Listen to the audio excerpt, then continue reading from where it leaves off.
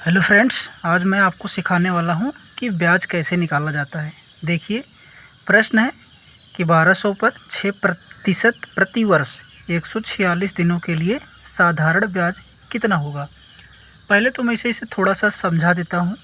जैसे कि आपके पास 1200 रुपये है, आपने 6% प्रति वर्ष के हिसाब से किसी को उधार दिया है और वो आपको 146 दिनों के बाद पैसे दे रहा है, तो वो आपको इस 1200 के अलावा कितना एक्स्ट्रा पैसा देगा, वही आपका साधारण ब्याज होगा।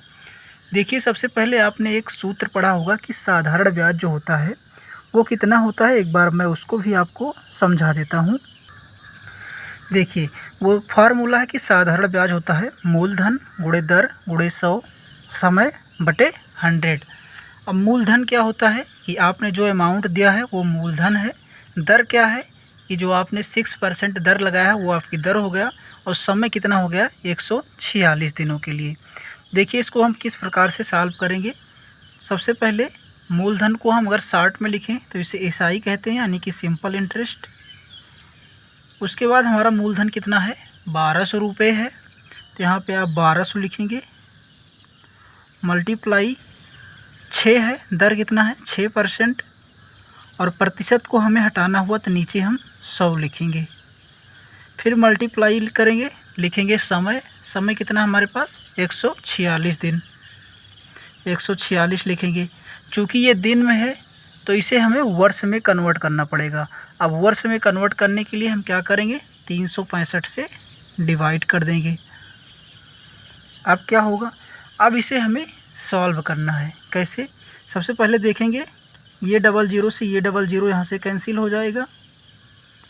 अब हमें 365 यहाँ पे है और यहाँ पे ऊपर लिखा है 12 गुणे 6 गुणे 146। इसको सॉल्व करना है।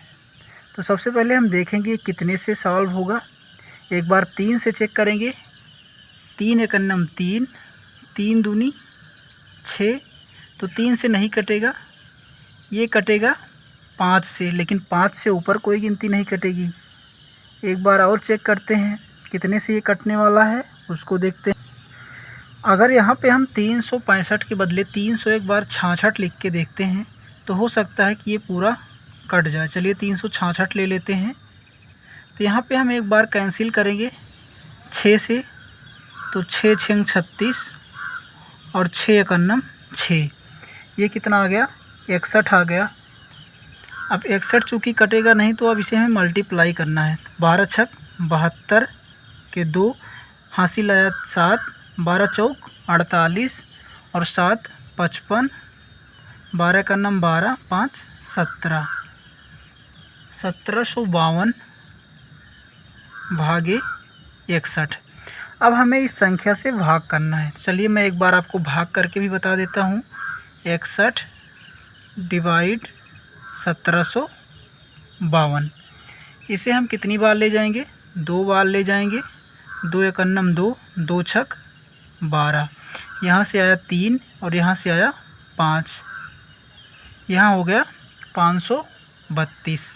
अब कितने बार जाएगा, 8 बार जाएगा। 8 एकन्नम 8 और 8 छक 48, 12 में से 8 गया 4, यहाँ हुआ 11, 11 में से 8 गया 3, ये हो गया 34। यहाँ पे दशमलव लगाएंगे, यहाँ पे 0 बढ़ाएंगे। अब कितनी बार जाएगा, 5 बार। तो लगभग ये कितना आ जाएगा 28.5%, और यही हमारा इस सवाल का सही जवाब हो जाता है। इसी प्रकार से एक सवाल आगे है, उसको हम देख लेते हैं। वो हमने सिंपल वे में रखा है जिससे कि उसकी गिनतियाँ आसानी से कट जाएंगी। यहाँ पे है 1000 रुपये पर 4% वार्षिक ब्याज की दर से 146 दिन का साधारण ब्याज कितना होगा। तो इसको भी उसी सूत्र पे रखना है, SI = PRT/100, यानी कि हमारा मूलधन कितना है 1000 और रेट कितना है 4%। परसेंट को हटाएंगे तो नीचे 100 लिखेंगे, और 146 दिन, 146 दिन को हम वर्ष में बदलने के लिए क्या करेंगे, 365 करेंगे या फिर 366। तो यहाँ पे हम 366 कर देते हैं, और यहाँ से 00 से 00 कैंसिल कर देते हैं। 2 दूनी 4, 2 एक अन्नम 2, 2 अट्ठे 16, 2 दूनी 4, 2 तिहाई 6 होगा। यहाँ से आगे है,